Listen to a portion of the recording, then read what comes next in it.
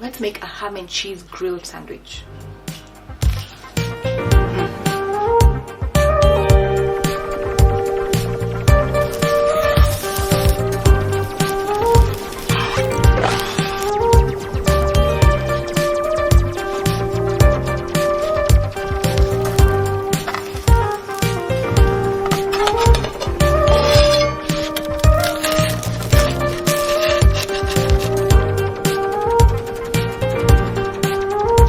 Time for the taste test. This is a guilty pleasure for me.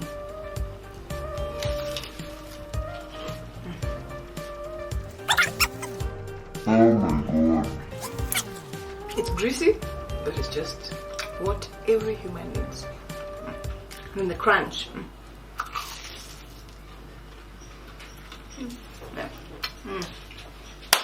Yeah.